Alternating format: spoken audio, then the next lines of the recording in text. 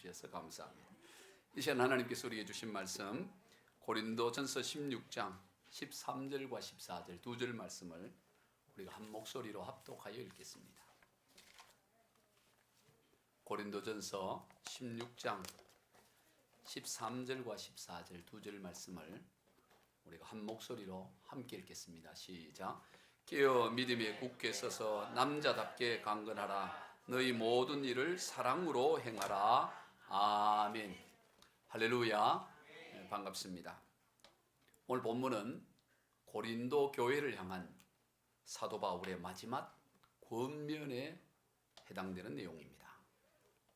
우리가 지금까지 고린도전서 1장부터 마지막 이 16장에 이르기까지 고린도 교회 내에 있는 많은 문제들을 살펴보았습니다. 고린도는 굉장히 문제가 많은 그런 도시였습니다. 당시 헬라의 상업 중심 도시로서 동쪽에는 갱그레아 항구가 있고 서쪽에는 레게움 항구가 있어서 세계 동서로부터 온갖 물품들이 들어오고 있었고, 그러다 보니 여러 문화에 대해서 개방적인 그런 태도를 취하고 있었습니다. 게다가 이 고린도의 가장 높은 곳에는 아프로디테 신전이 있어서 거기에는 여사제들이 약 1000여 명이 매춘 행위를 하고 있었습니다. 아프로디테는 미의 여신이죠. 흔히 비너스 같은 신의 이름입니다. 그래서 그 고린도는 굉장히 성적으로 타락하고 모든 것이 문란한 시대였습니다. 그래서 고린도인처럼 행한다라는 말은 음란하다는 말로 통용되어지고 있었습니다. 그만큼이나 고린도 지역은 문란하고 많은 문제가 있는 그런 지역이었습니다.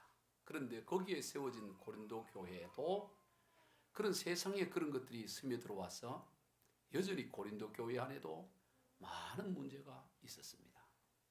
우리가 지금까지 살펴본 대로 크게 4개의 파당을 이루어서 서로 분쟁하고 다투는 문제가 있었고, 성도들 간에 세상 법정에 소송을 하는 문제, 심지어 아버지의 아내, 즉 계모와 살림을 차리는 그런 문제조차도 있었습니다. 그 외에도 우상 제물을 먹는 문제 등등 온갖 문제가 세상에서나 찾을 만한 그런 문제들이 고린도 교회 안에도 있었던 것입니다. 그런 고린도 교회를 향해 사도 바울은 성령의 인도하심을 따라 어떻게 나가야 할 길을 제시했던 것이죠. 그리고 이제 오늘 본문에서 마지막 권면을 하고 다음 시간에 살펴볼 문안 인사를 끝으로 고린도전서를 마무리하게 되는 것입니다. 오늘 살펴볼 이 마지막 권면에 대한 내용을 다시 한번 13절 14절 읽습니다. 시작. 깨어 믿음에 굳게 서서 남자답게 강건하라. 너희 모든 일을 사랑으로 행하라. 사도 바울은 이제 고린도전서를 마무리하면서 마지막 권면을 하는데, 이 오늘 본문 13절과 14절은 동사가 5개로 이루어져 있는 문장입니다. 먼저 깨어 있으라 라고 사도 바울은 말합니다. 이 깨어를 뜻하는 헬라어 그레고 레이테란 이 단어는 그저 일반적인 경계나 도덕적인 주의를 말하는 것이 아닙니다. 이것은 곧 일어날 것으로 기대되는 종말론적인 사건들에 대해서 대비할 것을 말할 때 쓰는 단어가 그레고 레이테라는 깨어있으라는 말입니다. 마태복음 24장과 25장에 나온 말씀을 같이 읽습니다. 그러므로 깨어있으라. 어느 날에 너희 주가 임할지 너희가 알지 못함이라. 그런즉 깨어있으라. 너희는 그날과 그때를 알지 못하느니라. 바로 여기에서 사용되어진 깨어있으라와 같은 단어이죠. 즉 곧 일어날 것으로 기대되는 종말론적 사건들에 대해서 대비할 것을 말하는 것입니다. 여러분, 우리 그리스도인의 중요한 정체성 가운데 하나가 바로 그리스도의 신부라는 정체성입니다. 우리 그리스도인은 그리스도의 신부인 사람들입니다. 신부는 언제나 신랑을 맞이할 준비를 하고 있어야죠. 마태복음 25장에서 예수님은 10처녀의 비유를 통해 신랑을 맞이할 준비를 항상 하고 있을 것을 말씀하셨습니다. 등과 충분한 기름을 준비해서 한밤중에 신랑이 오든지 아니면 새벽녘에 오든지 신랑이 어느 때 오더라도 언제라도 맞이할 준비를 하라고 주님 마태복음 25장에서 일천여의 비유를 통해 말씀하죠. 우리 아까도 읽었습니다만 마태복음 25장 13절 시작. 그런즉 깨어있으라 너희는 그날과 그때를 알지 못하니라. 언제 신랑이 올지 모릅니다.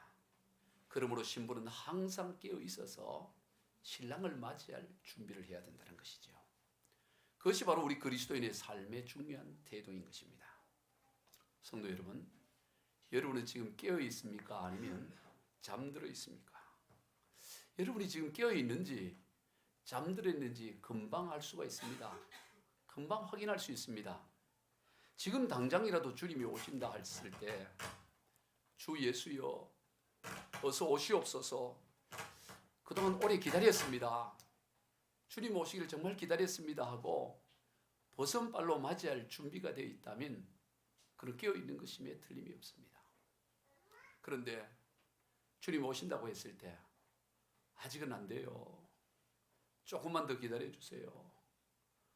아직 연애도 제대로 못하고 결혼도 못해서 결혼이라도 하고 그리고 나서 주님 오셔야지. 이제 막 불이 붙기 시작했는데 지금 오시면 어떡해요.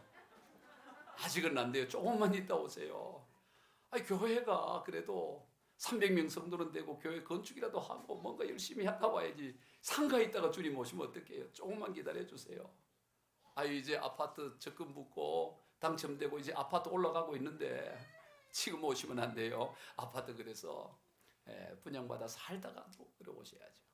여러분, 만약 그런 마음으로 지금 당장 주님이 우리를 오신다고 했을 때 또 내가 지금 어떤 이유로든 주님 앞으로 가야 한다고 했을 때 아직은 안 된다고, 아직은 때가 아니라고 한다면 그런 틀림없이 지금 잠들어 있는 상태인 것입니다.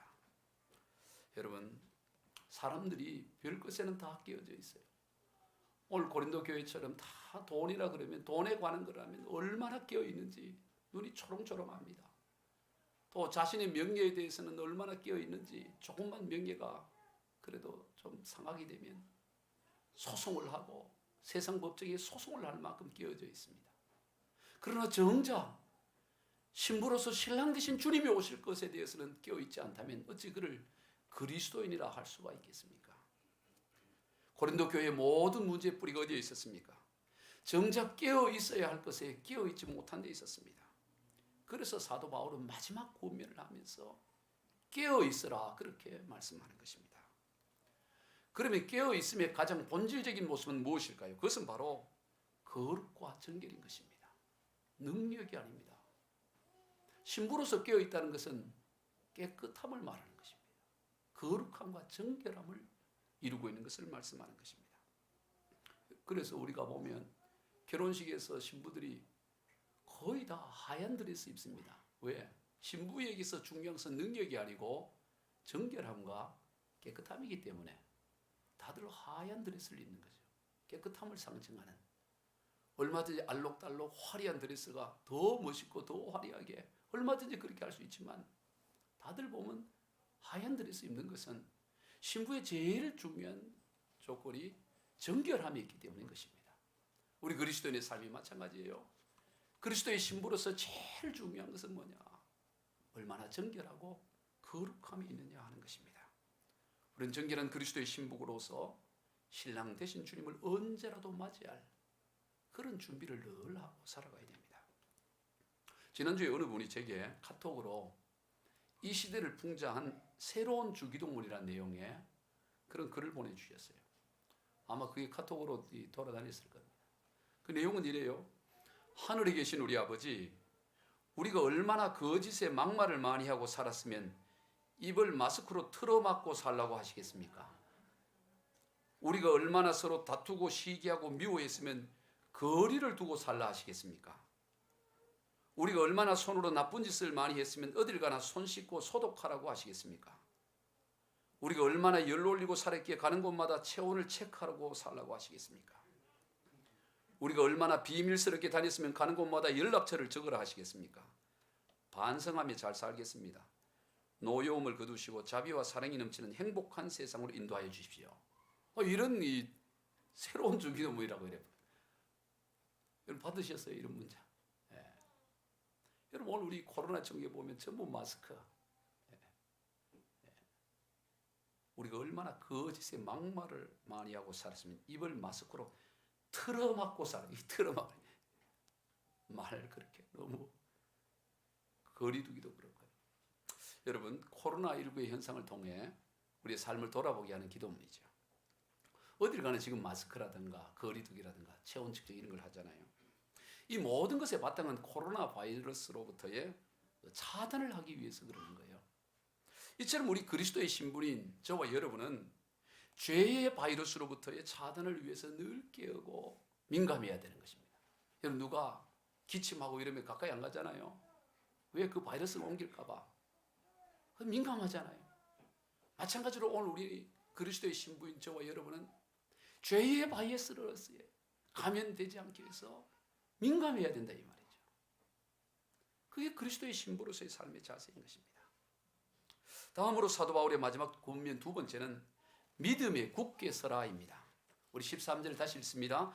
깨어 믿음에 굳게 서서 남자답게 강건하라. 깨고 그 다음에 믿음에 굳게 서서, 믿음에 굳게 서라고 말하는 거예요. 이 굳게 선다는 것은 흔들림이 없는 것을 말하는 것입니다. 세상은 온갖 것들로 늘 흔들거립니다. 흔들리지 않는 게 없어요. 세상 다 흔들려요. 그럼 이 흔들리는 세상 가운데 흔들리지 않고 우리가 어떻게 살 수 있을까요? 믿음에 굳게 서야 합니다. 우리가 서야 할 굳건한 반석은 바로 믿음입니다. 믿음이란 반석 위에 우리가 설 때 흔들리는 세상 가운데 흔들리지 않는 것입니다. 현실이 우리가 서야 될 반석이 아닙니다. 오직 믿음만이 우리가 서 있어야 될 굳건한 반석이에요. 가지고 있는 능력 위에 우리가 서는 것이 아니고 우리 그리스도인은 믿음 위에 서는 것입니다. 가지고 있는 능력 현실은 언제라도 한순간에 흔들거리고 넘어집니다. 오직 믿음만이 흔들리지 않는 굳건한 반석이 되는 것입니다.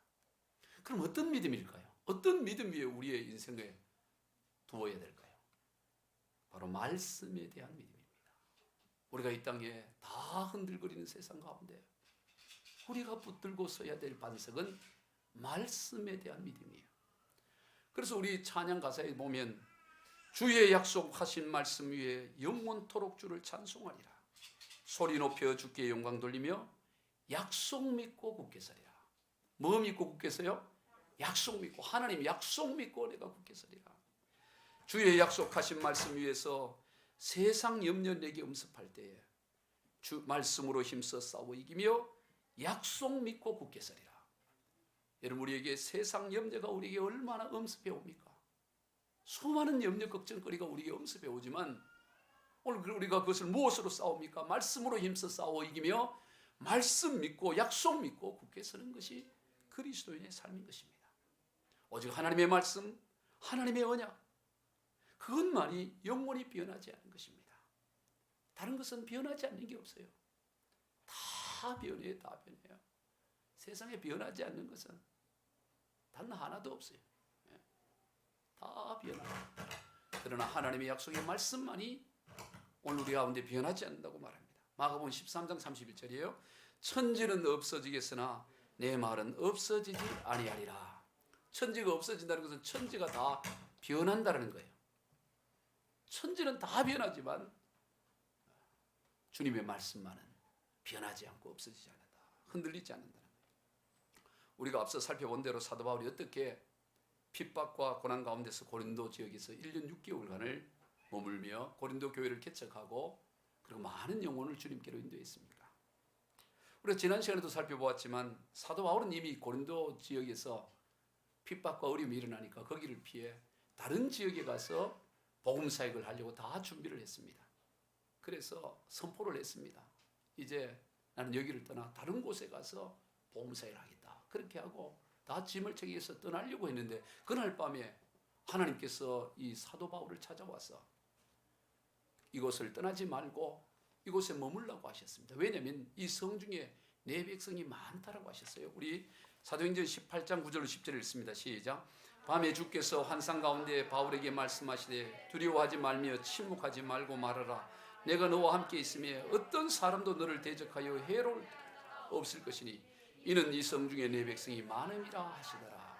지금 바울은 지금까지 다 싸고 떠나려고 다 준비했는데 하나님 지금 떠나면 안 된다는 거예요. 지금 저들은 너무 해롭게 하고 그를 죽이려고 하고 그러는데 하나님이 하신 말씀이 바울아, 이 성에서 너를 해로울 자가 없어. 내가 너와 함께하고 너 지켜줄 거고 이 성 중에 내 백성이 많다. 주님 그래 말하는 거예요.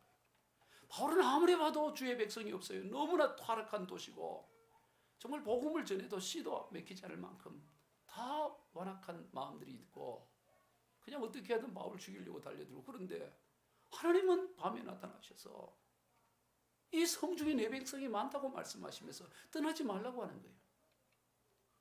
결과는 어떠했습니까? 정말로 그곳에는 하나님이 예비해 놓은 하나님의 백성들이 많았던 것입니다. 바울이 그 어려운 가운데도 교회를 세우고 하나님 말씀 그거 하나 붙잡고 이 성 중에는 내 백성이 많다는 그 하나님의 약속 하나 붙잡고 그가 1년 6개월을 머물렀을 때 유럽 복음화의 초석을 낳는 고린도 교회가 세워지고 많은 인물들이 그곳에서 세워져 갔던 것을 우리가 보게 되는 것입니다. 성도 여러분, 오늘 우리는 환경 붙잡고 사는 사람이 아닙니다. 사람이 내게 뭐라고 약속해 준 것, 약속 붙잡고 산 게 아니에요. 오늘 우리는 오직 하나님의 말씀 붙잡고 사는 사람들이지 환경이나 사람이나 내가 가진 것 붙잡고 사는 게 그런 것은 다 한순간에 흔들려 버리는 거예요. 그러나 우리는 오직 하나님의 약속, 이 성 중에 내 백성이 많다. 아무리 둘러봐도 없는 것 같은데 하나님이 많다고 하시니 그 말씀 안 붙잡고 그냥 견디는 겁니다. 그랬을 때 고린도 교회가 세워지고 많은 영혼들이 주님 앞으로 돌아오는 것을 보게 됩니다. 우리 찬양 가사에도 보면 세상 흔들리고 사람들은 변하여도 나는 주를 섬기리. 주님의 사랑은 영원히 변하지 않네. 나는 주를 신뢰해. 오직 믿음으로 내가 살리라. 오직 믿음으로 내가 살리라. 오직 의인은 믿음으로 말미암아 살리라. 오직 의인은 믿음으로 말미암아 살리라. 이 찬양 가사가 우리의 고백이 돼야 돼요. 세상 여러분 흔들리는 세상 향해 원망할 필요가 없어요. 원래 흔들리는 거예요. 원래 흔들리는 게 왜 그 마음이 변했냐고. 원래 변하는 게 그게 인간의 마음이에요. 거기 너무 내가 배신당했다고 그럴 거 없어요. 세상 흔들리고 세상은 본래 흔들린다고 하나님 말씀하는 거예요. 원래 세상은 다 흔들려요. 그러나 오직 우리가 흔들리지 않는 하나님의 말씀, 믿음, 그거 하나 붙잡고 가는 게 이 땅에서 우리가 걸어가는 삶의 여정인 것을 보게 되는 것입니다. 그래서 사도 바울은 믿음에 굳게 서 있을 것을 이 마지막 권면 두 번째로 말하는 것입니다. 그리고 세 번째 권면은 남자다워라 그렇게 말합니다. 이 한글 성경에서는 남자답게 이렇게 부사적으로 번역을 했어요. 그게 부사 같습니다. 남자답게 강건하여라. 그러니까 강건하여라를 수식하는 부사처럼 이렇게 번역을 했지만 이 남자답게라는 이 단어는 깨어 또는 굳게 서서와 마찬가지로 강건하여라와 마찬가지로 독립적으로 사용된 2인칭 복수 명령형입니다. 이게 복수 명령형으로 사용된 거예요. 남자다워라 이런 얘기. 너희들은 남자다워라 이런 얘기예요. 그러면 여러분 남자다워라 왜 사도 바울은 갑자기 남자다워라 그렇게 얘기했을까요? 당시 사회에서는 특히 유대인들에게 있어서는 여자나 어린 나이는 사람의 숫자를 셀 때 계산에 넣지를 않았습니다. 그리고 투표권도 없었어요. 성인 남성만을 계수를 했습니다. 왜 그랬을까요? 성인 남성만이 모든 것에 책임이 있다고 여겼기 때문인 것입니다. 그래서 전쟁이 일어나게 되면 성인 남성들이 그 책임을 지고 전쟁터에 나가 싸우는 거예요. 어린 나이나 여성은 나가지 않습니다. 투표권도 없어요. 어떤 공동체나 가정이나 모든 책임의 궁극적인 것은 성인 남성에게 있었던 것입니다. 그래서 성인 남성에게만 투표권을 둔 거죠. 따라서 오늘 본문에서 남자다워라 이 말은 그 책임을 지는 성숙한 사가 되라 이런 얘기. 책임지는 인생이 되라 이렇게 말하는 것입니다. 여러분 이건 오늘 이 시대도 마찬가지예요. 어떤 사람이 남자다울까요?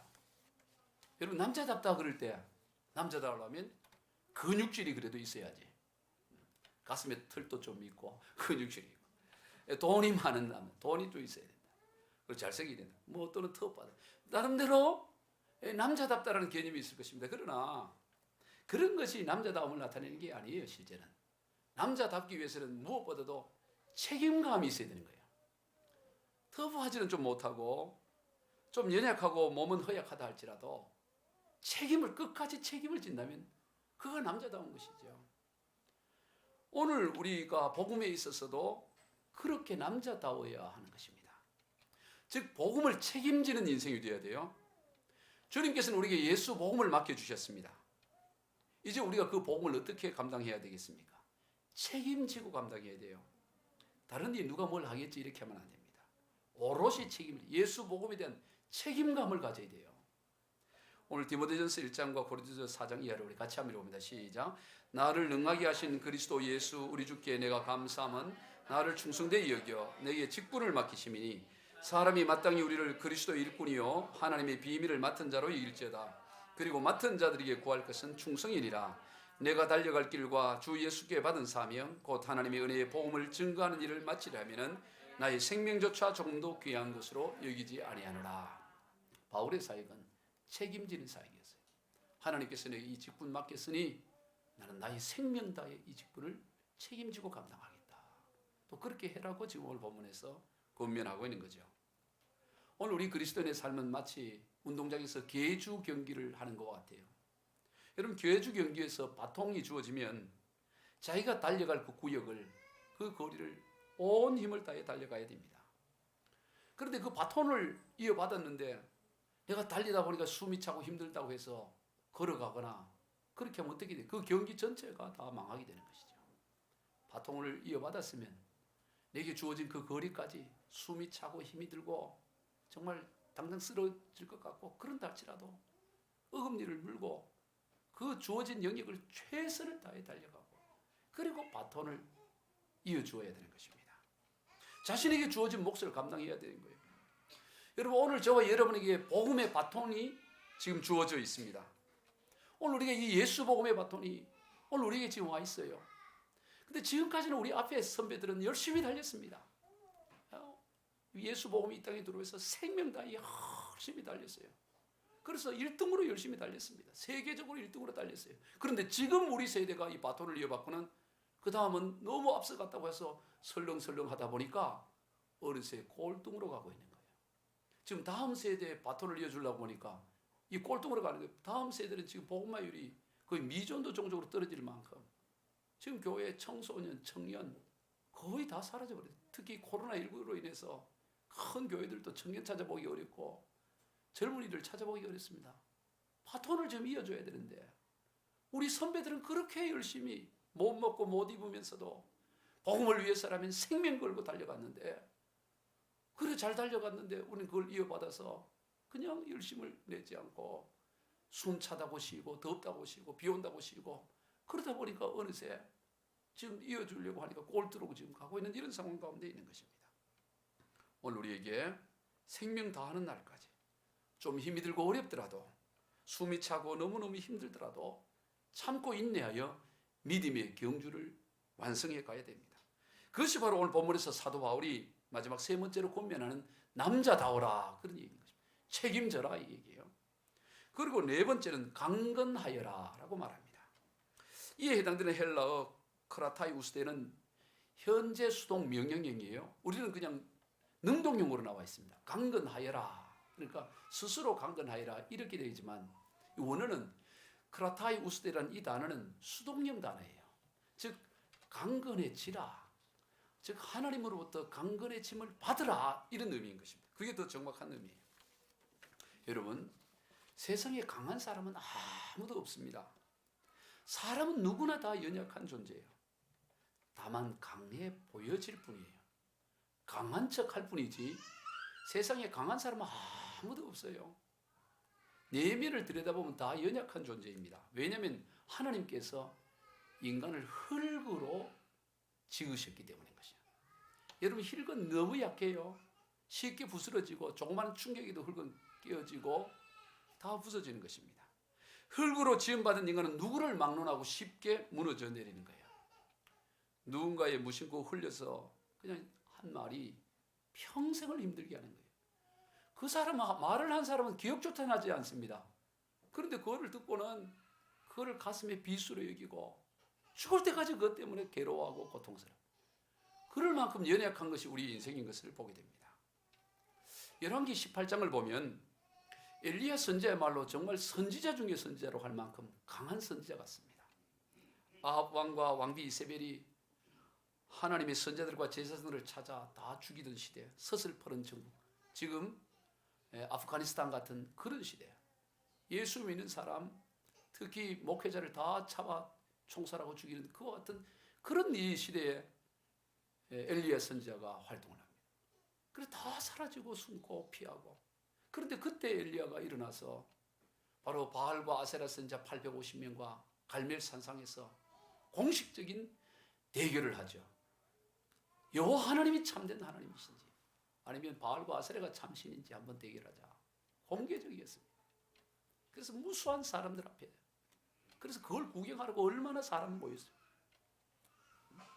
다 구경하고 거기서 이 서 있는 그 엘리야의 모습을 보면 참으로 담대하고 강해 보입니다. 결국에는 어떻게 됩니까? 우리가 알듯이 엘리야가 이기죠. 하늘에서 엘리야가 기도했을 때 불이 내려서 하나님께서 여호와께서 참된 신이심을 보여주셨습니다. 그리고 그 850명의 거짓 선자들 다 기손 시내로 데려가서 칼로 다 죽였어요. 여러분 사람 죽이는 게 쉬워요? 그런데 850명을 눈 하나 깜짝하지 않고 다 죽이도록 하고 그렇게 했습니다. 엄청난 그런 엘리야 선지자죠. 그런데 몇 시간 뒤에 그 이세벨 왕비가 자기가 세워놓은 그런 그 사람들을 그 엘리야가 죽였다는 소문을 듣고 아주 분노를 하면서 사람을 엘리야에게 보냅니다. 보내면서 하는 얘기가 딱 24시간. 내일 이맘때 너도 내가 너를 죽이지 못하면 나는 모든 신들이 나를 벌을 받아도 벌을 줘도 내가 달게 받겠다. 이렇게 얘기한 거예요. 왕비가, 실권자가 죽이겠다는 거예요. 반드시 죽이겠다는 거예요. 네가 죽인 것처럼 나도 너를 반드시 죽여주겠다. 그 말을 듣자마자 엘리야가 어떻게 합니까? 그냥 급히 저 하나님이 산 시내 광야에 있는 호렙산으로 도망을 치는 도망자가 되어요. 아니 그때 도망가면 안 되잖아요. 여러분 그 엘리야라면 그 갈멜산상에서 엘리야 같으면 그 이세벨이 그렇게 표독스럽게 다가오면 그래 한번 하나님이 진짜 하나님인지 너 맛 좀 한번 봐라 이러면서 맞서 가야 될 거 아니겠어요? 하늘에서 불을 내렸으니까 이번엔 어떻게 할까요?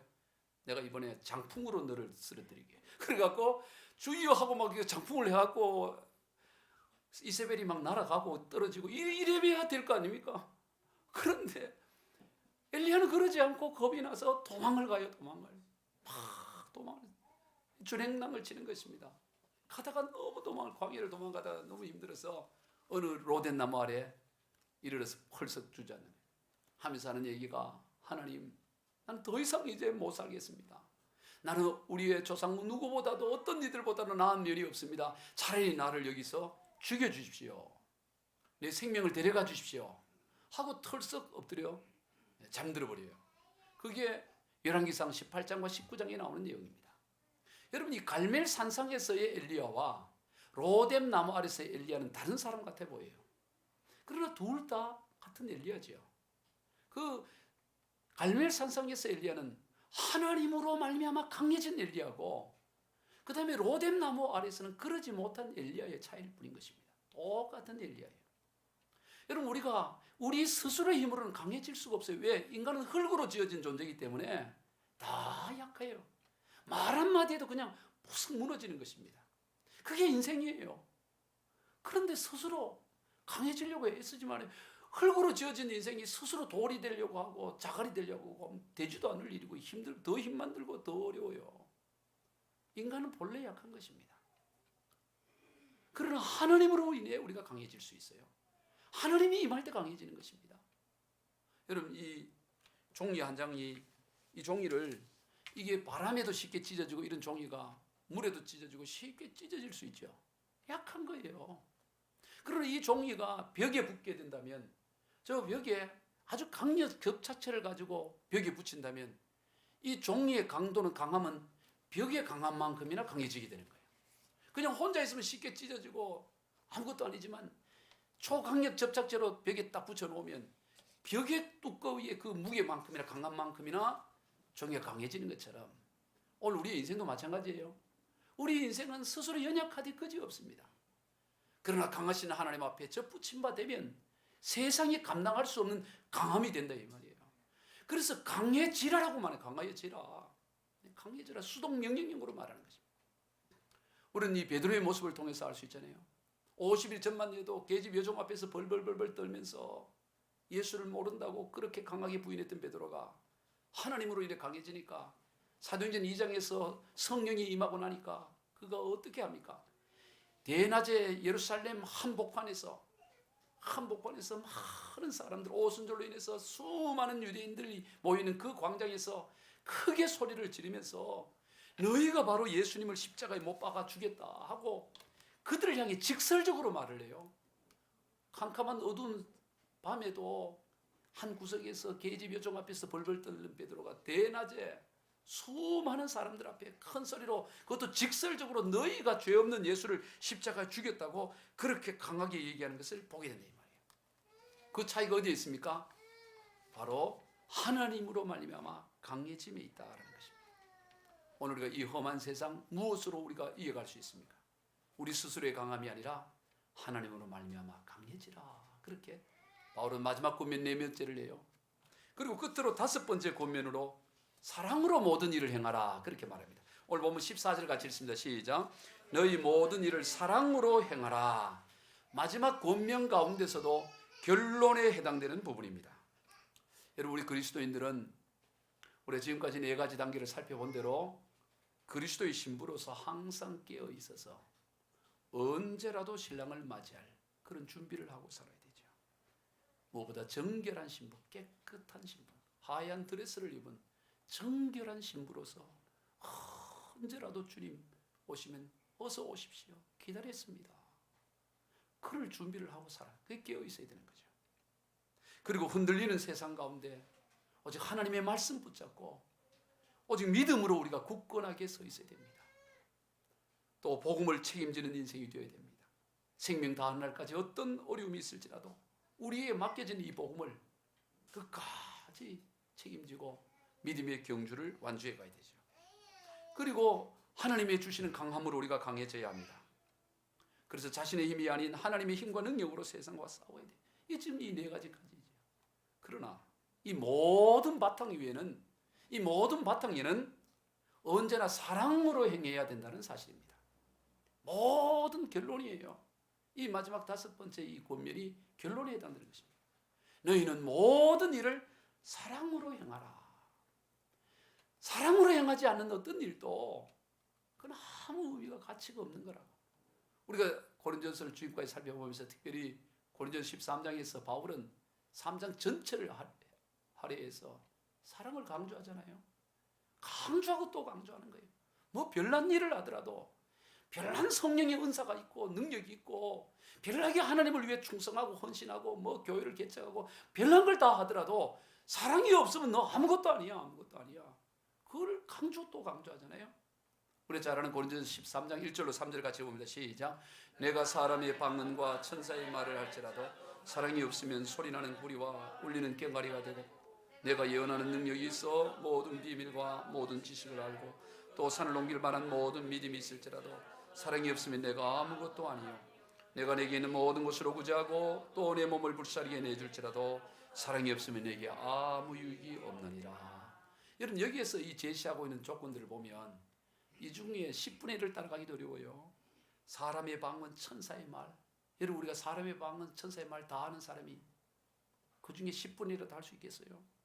예언하는 능력이 있어 모든 비밀, 모든 지식은커녕 이 중에 10분의 1이라도 알았으면 좋겠어요. 산을 옮길 만한 믿음요. 산은커녕 작은 나무 뿌리 하나도 옮기기 어려운데요. 모든 걸 가지고 구제한다고요. 우리 삶의 10분의 1만 가지고 구제하기도 대단합니다. 이 가운데 10분의 1도 대단해요. 그런데 그게 아니고 이걸 전부 다 한다 하더라도 그럴지라도 사랑 없으면 아무것도 아니라는 거예요. 그런데 우리는 전부 다도 아니고 10분의 1도 아니고 100분의 1도 겨우 갖고 하면서 사랑이 없다면 그 무슨 의미가 있겠어요? 아무것도 아니라는 것입니다. 늘 말씀을 드리지만 어떤 일을 이루기 위해서 사랑을 깨뜨리는 어리석음을 범해서는 안 됩니다.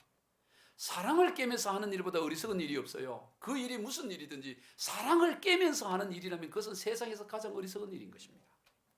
이게 뭐와 같을까 하고 제가 이걸 뭔가 비유로 설명을 해야 되는데 뭐가 좋을까 어제 말씀을 준비하면서 생각을 했는데 아주 기가 막힌 생각이 났어요. 한번 들어보세요. 여러분, 이 사랑을 깨면서 일을 하는 거, 일을 하기 위해서, 어떤 일을 이루기 위해서, 뭐 교회를 건축하든 뭐 전도하든 뭐든 다 마찬가지예요. 교회이든 세상이든 뭐든지 이 어떤 일을 하든지 이 일을 하기 위해서 사랑을 깨는 일은 마치 침대 사이즈에 자기 몸을 맞추기 위해서 자기 발목을 자르는 것 같다. 아, 너무 과한 비유였나요? 확 들어오라고 한 거예요. 여러분, 침대가 있잖아요. 침대에 이게 보니까 침대가 작아. 그러면 어떻게 돼요? 이 침대가 사람을 위해서 맞춰야 되는데 이 침대가 작구나 보니까 내 발목 자르면 딱 맞겠네 하고 발목을 자르는 일과 같다 이 말이죠. 그만큼이나 어리석은 일이에요. 사람을 위해서 침대가 있는 거지 침대를 위해서 사람이 있는 게 아니잖아요. 여러분, 사랑을 위해서 일을 하는 거지 일을 위해서 사랑을 합니까? 이제 선교사로 또 파송하고 또 계속할 일들이 있겠지만 여러분, 사랑을 깨어버리면서 선교한다, 그만큼 바보가 어디 있어요? 부부간에 싸우면서 사람 다 깨면서 그러면서 선교한다 순교한다, 아무 쓸데없는 일을 하고 있는 거라고. 교회 건축도 마찬가지고 모든 게 다 마찬가지예요. 사랑을 깨면서 뭘 한다는 것은 침대에 맞추기 위해 자기 발목을 자르는 것과 같은 어리석은 일이다라는 것입니다. 모든 일을 사랑을 해라는 거예요. 여러분, 교회에서 진리를 세우는 일이 얼마나 중요한 일입니까? 이단을 배척하고 이단을 찾아내 쫓아내고 예수 복음의 진리를 반듯하게 세우는 일만큼 교회에서 중요한 일이 또 어디 있겠습니까? 대단히 중요한 일이죠. 그러나 여러분, 그렇게 중요한 일이라 할지라도 그 일을 이루기 위해서 사랑을 깨뜨린다면 그것은 어리석은 것이라고 말하는 거예요. 요한계시록 2장에 나오는 그 소아시아 7교회 중에 가장 대표적인 에베소 교회가 그랬습니다. 당시 에베소 교회 안에는 이 거짓 사도들이 있었습니다. 자칭 사도가 아니면서도 자칭 사도라 하고, 그리고 니골라당이라고 해서 이단들이 들어와 있었습니다. 그 니골라당은 영지주의의 한 분파 가운데 하나로 이들은 예수님께서 육신의 몸을 입고 이 땅에 오신 예수님의 인성을 부정하는 이들이었습니다. 어떻게 하나님이 인간의 육신의 몸을 입고 와 육신의 몸을 입은 것처럼 보여. 그래서 거기서 가현설이라고 가현설을 주장했던 이들이에요. 그런 이들이 이제 교회가 이제 막 생겨지고 세워져 가다 보니까 별 사람들이 주장하는 이들이 나왔죠. 그런 이단자들을 색출하고 쫓아내고 물리치는 그런 일들을 에베소 교회가 했습니다. 이거는 교회로서 당연히 해야 될 일이죠. 아주 중요한 일이죠. 그런데 그러다 보니까 그런 이단자들을 찾아내서 정리하고 하다 보니까 교회 안에 서로 비판과 판단이 줄을 이루기 시작했습니다. 사랑이 깨어지기 시작했어요. 저 사람 저거 이단 아니야? 저거 신천지 아니야? 말하는 투를 보니까 이상한데? 그러면서 서로 의심하면서 그런 이단이 쫓아내기 위한 그게 줄을 이루다 보니까 사랑보다는 비판과 판단이 줄을 이루고 있었습니다. 그런 교회를 향해 우리 주님께서 아주 강력한 경고의 메시지를 해요. 우리 계시록 2장 4절 5절 같이 읽습니다. 시작. 그러나 너를 책망할 것이 나니 너의 처음 사랑을 버렸느니라. 그러므로 어디서 떨어졌는지를 생각하고 회개하여 처음 행위를 가지라. 만일 그리하지 아니하고 회개하지 아니하면 내가 내게 가서 내 촛대를 그 자리에서 옮기리라. 촛대를 옮긴다는 것은 버리겠다는 겁니다. 너희가 다 잘했다. 쭉 이단 거짓 사도 다 그 잘 찾아서 정리한 거 잘했는데, 그런데 너를 책망할 게 하나 있어. 그러다 보니 너희가 처음 사랑 버렸어. 그렇다면 나는 너희를 그대로 두지 않을 거야. 너희 처음 사랑을 다시 회복하고 돌이켜 회개하고 회복하지 않는다면 나는 너희를 버려버릴 거야. 왜 그래요? 사랑 없으면 다 없는 것이에요. 사랑이 없는 교회는 더 이상 교회가 아니에요. 사랑이 없는 그리스도인은 더 이상 그리스도인이 아니기 때문에 별난 것 대단한 것 다 해도 너 사랑을 회복하지 않으면 너하고 나하고는 아무 상관이 없어. 버릴 거라고 주님이 말씀하시는 것입니다. 오늘 본문의 사도 바울은 이 5가지 마지막 본면 가운데 마지막 결론으로 모든 일을 사랑으로 행하라 말씀합니다. 말씀을 믿습니다. 오늘 우리가 이 사도 바울의 이 마지막 본면을 우리의 삶 가운데 그대로 적용하고 기억해서 늘 깨어 믿음에 굳게 서서 남자답게 강건하며 무엇보다 모든 일을 사랑으로 행하는 저와 여러분이 다 되시길 주 예수 그리스도 이름으로 축원드립니다. 기도하시겠습니다. 하나님 아버지 감사합니다. 오늘 사도 바울이 문제 많은 고린도 교회를 향하여 성령의 인도하심을 받아 저들이 나아갈 길을 제시하는 가운데 이제 마지막 16장 마지막에 이르러 마지막 권면하기를 남자다우라 하고 믿음의 굳게 서라고 하고 강건하라고 말하고 깨어있으라고 말하고 그러나 모든 일을 사랑으로 하라고 이렇게 하면서 고린전서를 마무리하는데 주의 이 말씀이 오늘 우리 이 많은 문제가 있는 이 사회와 교회 가운데 우리에게도 그대로 적용하여 우리도 무엇보다 사랑으로 행하는 그런 삶이 되게 하여 주옵소서. 축복하며 예수님의 이름으로 기도하옵나이다. 아멘.